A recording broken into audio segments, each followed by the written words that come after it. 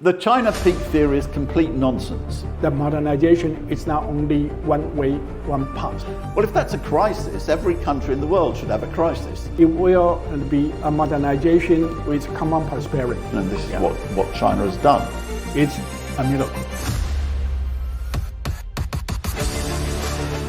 Is China's economy going through a challenging period? Two of the world's leading economists, Professor Lin Yifu and Mr. John Rhodes, recently met to discuss this question. They examined the current economic situation, considered the controversial Peak China theory, and discussed China's pursuit of common prosperity through high-quality development. I wrote about China's economy from the point of economic theory. Yeah. In 2005, I started to come to China, and I read Professor Lin's books, because I was so interested by this idea of the very, very original idea of comparative advantage. I've already told my wife I was very excited that I was going to be seeing him and doing an interview with him, because I've got an incredibly high opinion of his research.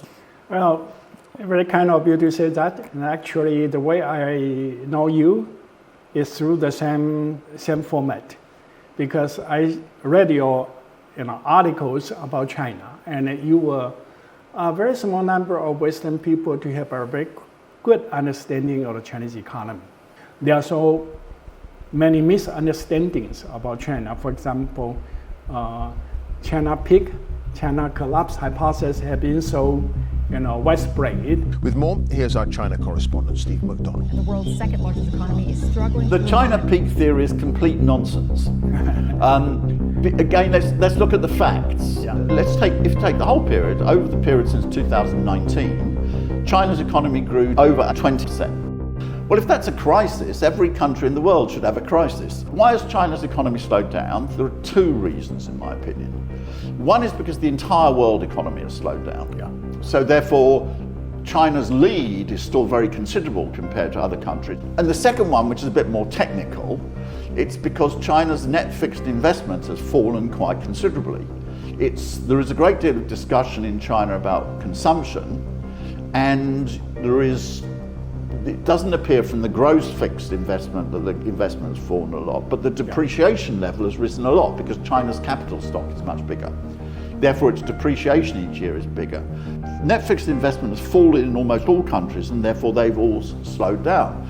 But the peak theory is just complete nonsense, because they don't make any comparison with what's happened to them. So they say China's economy has slowed down, which is true, but the US economy has slowed down, and the European economies have slowed down horribly.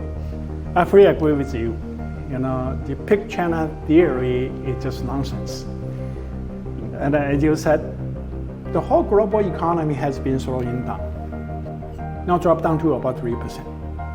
China is the largest trading country, largest exporting country. Certainly, China was hit the most seriously because the export market growth rate has been slowing down. As a result, the export in China slowing down so much. Certainly, under the kind of situation, it hurt China's growth. And secondly, because of the slowing down in the global economy, and China need to do some adjustment in domestic economy. And as long as China, continue to explore new areas of growth, China can maintain quite a handsome growth rate, especially in the new emerging sectors. China has been growing so fast to become global leaders. But actually, China contributes to the global recovery. We know that since 2008, China has contributed about 30% of the global growth. China has been leading the global growth. So to say China has peaked, I think they did not look into the overall picture. They only compare that China in the past grew at about 9%, now dropped down to about 5 and 5.5% average. But that is a common situation in the global economy, especially due to the high-income country, advanced country, they have not recovered. How to continue to develop economy, to narrow the income gap with the advanced country, has been a dream for all the developing countries. China also like to achieve this modernization in a Chinese way. It will be a modernization with common prosperity.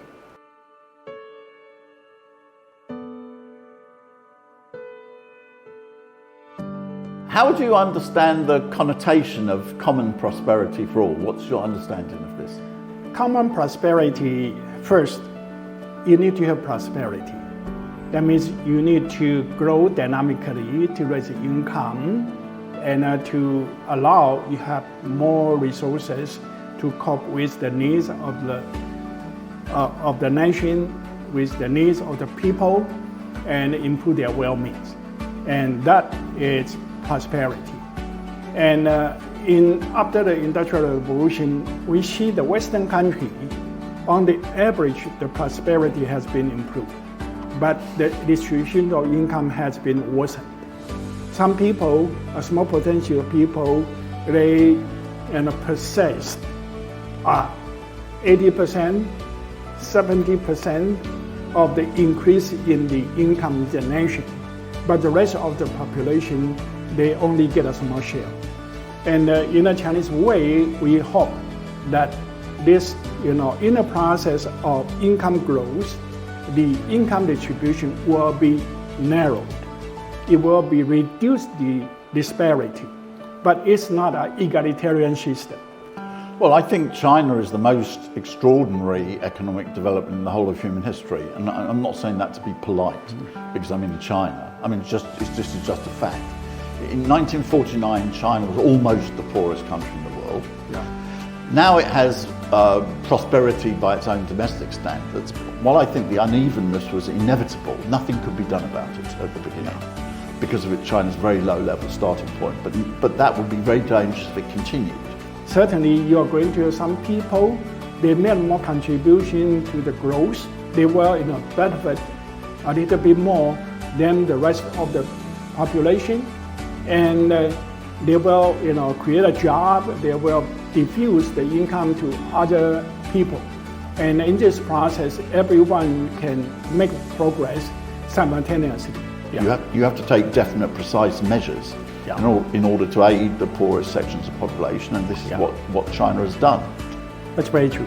Rural areas, not only currently the absolute poverty has been eliminated, but count on their competitive advantages in a facilitating environment. And some rural area, they also have some culture. For example, recently we have one county in Guizhou provinces. They have a culture of playing soccer, playing football, and that become an activities that they can develop and attract a lot of tourism for their sports and so on. That can allow rural area to enjoy the prosperity with the prosperity in the urban areas and further in the process of China's modernization.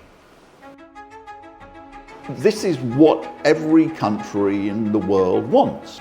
I think that the path which China's taken is the one which other countries can follow.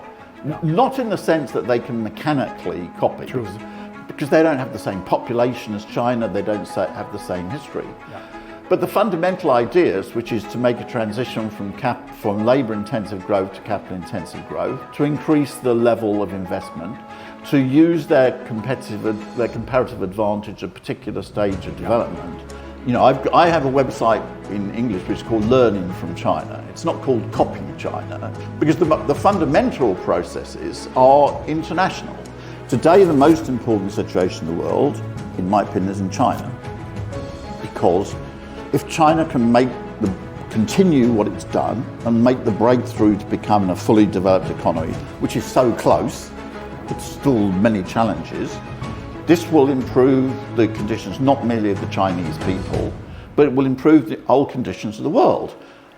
Development is the key and foundation for addressing any challenges. And China has abundant opportunity for development.